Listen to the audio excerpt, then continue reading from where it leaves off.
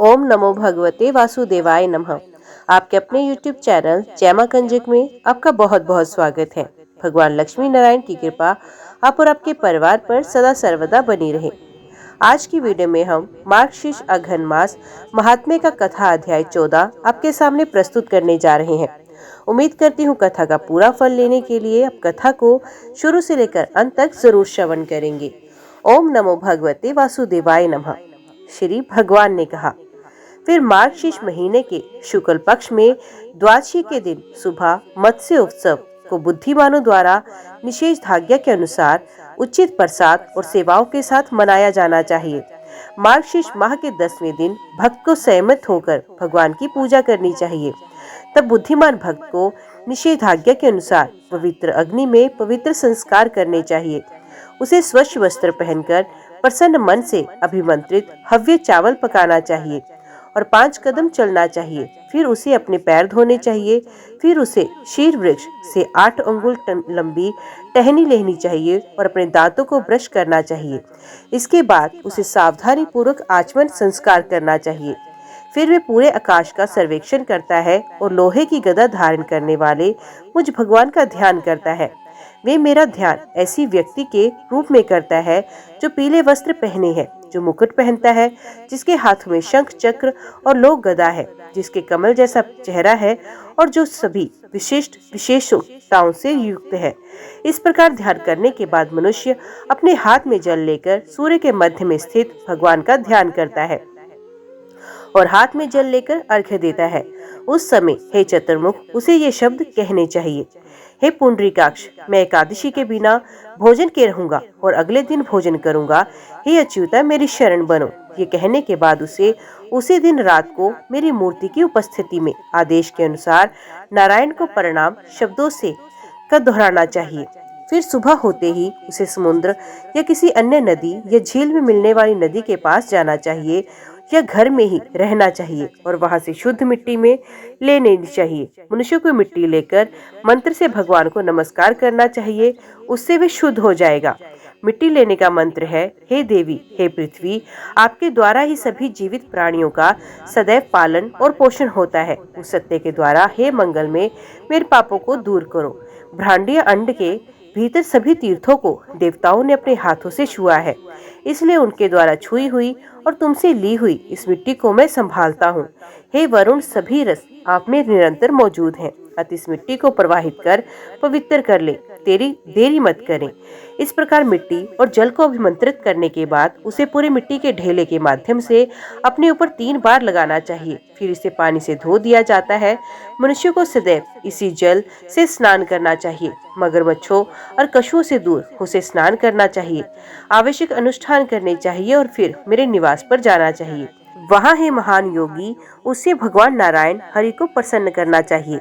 केशव को प्रणाम, दामोदर को प्रणाम, नरसिंह को प्रणाम, श्री वत्स को प्रणाम, नाभि में कौस्तुभ रखने वाले को प्रणाम, श्रीपति को प्रणाम, तीनों लोकों के विजेता को प्रणाम, प्रत्येक की आत्मा को प्रणाम, चक्रधारक को प्रणाम, श्रीकर को प्रणाम, गंभीर को प्रणाम, शांति मूर्ति को प्रणाम।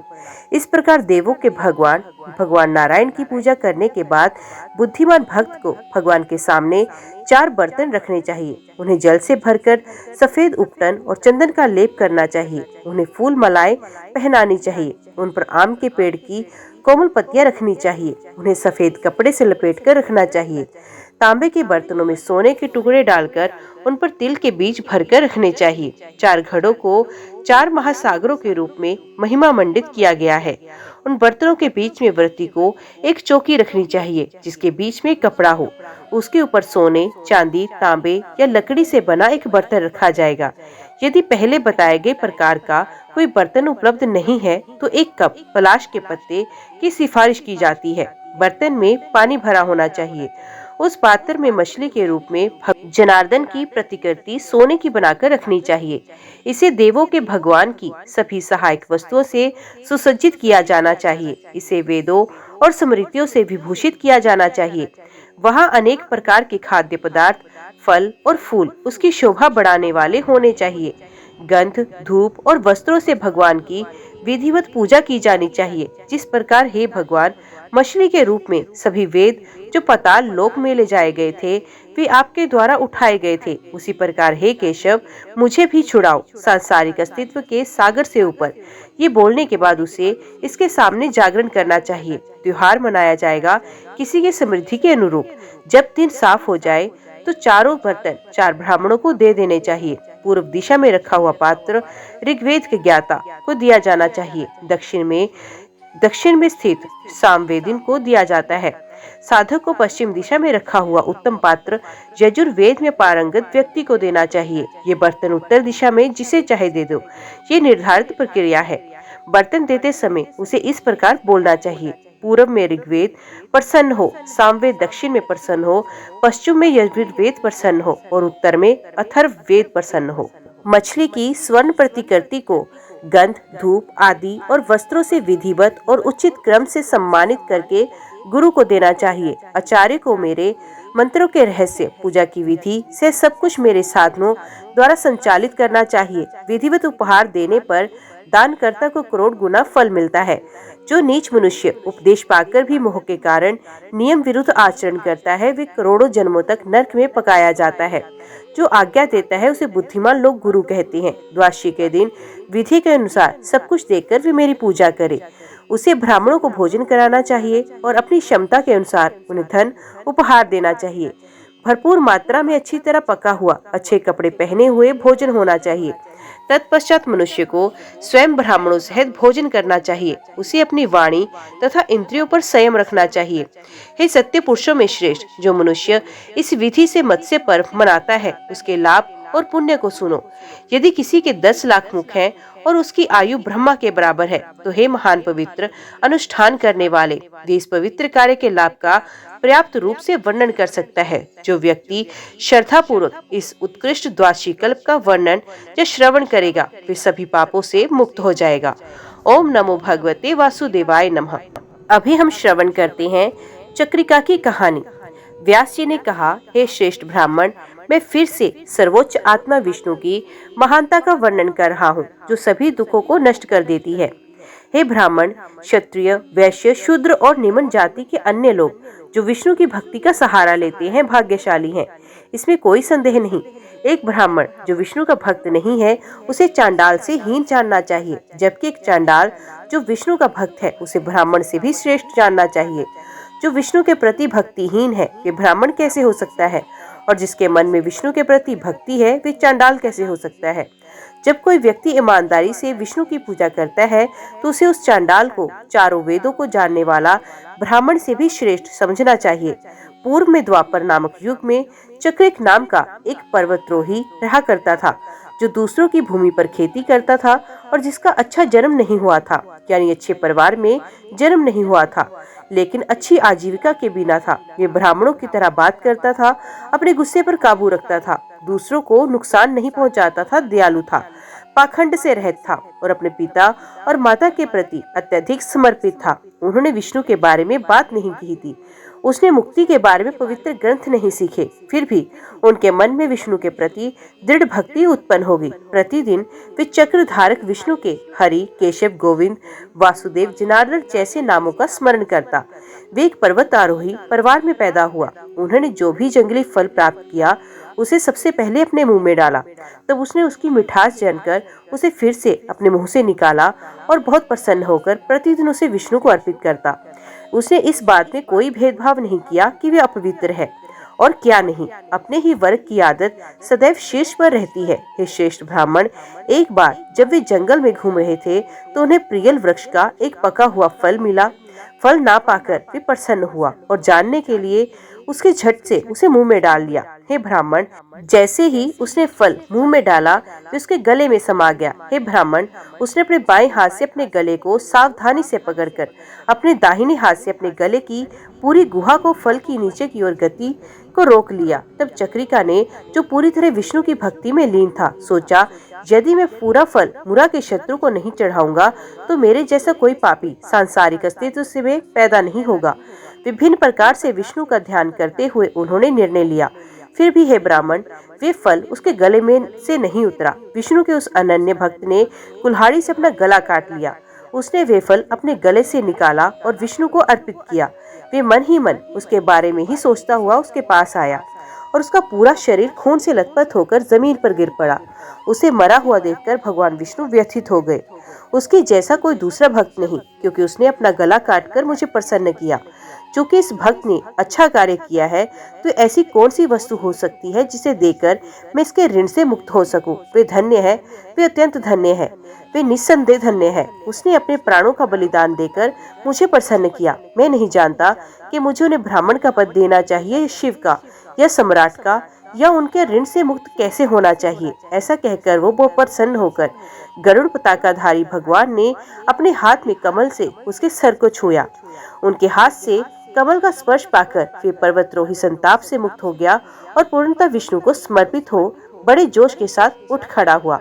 व्यास जी ने कहा, तब विष्णु उस महानतम भक्त के शरीर की धूल को अपने वस्त्र से उसी प्रकार साफ किया जैसे एक पिता अपने बच्चे का करता है। हे ब्राह्मण, चक्रिका ने विष्णु को साकार रूप में देखकर विनम्रता पूर्वक अपना सर नीचे झुकाया और दोनों हाथ जोड़कर मीठे शब्दों से उनकी स्तुति की। उन्होंने बोला, हे गोविंद, हे केशव, हे हरि, जगदीश, विष्णु, यद्यपि मैं आपकी स्तुति के लिए उचित शब्द नहीं जानता, फिर भी मेरी जीभ आपकी स्तुति करना चाहती है। हे प्रभु, प्रसन्न हो, इस बड़े हुए दोष को दूर करे। हे सबके स्वामी, हे चक्रधारी, तुम्हारे हाथ में चक्र है। जो मनुष्य तुम्हें छोड़कर संसार में किसी अन्य देवता की पूजा करते हैं, वे मूर्ख हैं, क्योंकि तुम मुझ पर ही अनुग्रह कर रहे हो, जो केवल पापों के ढेर का निवास स्थान है। यद्यपि मैं अत्यंत पापी हूँ और एक पर्वत आरोही के परिवार में पैदा हुआ, मैं आपको केवल आपकी भक्ति के माध्यम से जानता हूँ, जो मनुष्य के सांसारिक अस्तित्व के बंधन को दूर करता है। फिर भी भगवान, मुझ पर प्रसन्न हो। हे केशव, विश्व का एकमात्र स्वामी आप हो। हे प्रभु, आज मुझे आपके आकर्षक कमल जैसे हाथों का स्पर्श प्राप्त हुआ, जो ब्रह्मा सहित देवताओं के समूह को भी प्राप्त नहीं होता। अपने सेवकों के प्रति तुमसे अधिक दयालु कोई नहीं। आपको नमस्कार है, सबके सबसे शुभ भगवान, जिन्होंने भगवान इंद्र जैसे देवताओं के समूह की भलाई के लिए पहले राक्षस कंस, देवताओं के पहले दुश्मन और निमि के बेटे को मार डाला, जिसने सब कुछ किया था ताजे बादल के समान। आपको नमस्कार है, जिन्होंने वासुदेव के अत्यंत शक्तिशाली पुत्र और सर्वश्रेष्ठ देवता ने अर्जुन के दोनों वृक्षों को, दुष्ट कालयवन को, धेनुका को भी युद्ध में मार दिया। हे श्री कृष्ण, हे दामोदर, हे अनंत, आपको नमस्कार है। यदु परिवार में सर्वश्रेष्ठ, जिन्होंने भगवान सर्वोच्च देवता, पहले देवताओं के भगवान यानी इंद्र को स्थिर समृद्धि दी थी, पारिजात वृक्ष को हरने वाली, इंद्र को परास्त करने वाली और महेश को सहसा से जीतने वाले, आपको बारंबार नमस्कार। भीम को साधन बनाकर आपने जरासंध को मार गिराया। आपके प्रहार से बाणासुर की भुजाएं नष्ट हुई। मैं सदैव उसे नमस्कार करता हूँ, जिसने शिशुपाल का वध किया, जिन्होंने भी माया से शत्रु का संहार करके पृथ्वी का बोझ उतार दिया। उन्हें बार बार नमस्कार। हे जैमिनी, विष्णु जो उदार चक्रिक द्वारा इस प्रकार स्तुति की गई, वह प्रसन्न हुए। उन्होंने उससे कहा, एक वरदान मांगो। चक्रिका ने कहा, हे सर्वोच्च ब्राह्मण, हे सर्वोच्च धाम, हे सर्वोच्च आत्मा, हे दया से परिपूर्ण, मैं वास्तव में तुम्हें देख रहा हूँ। हे द्विज, अन्य वरदानों का क्या उपयोग?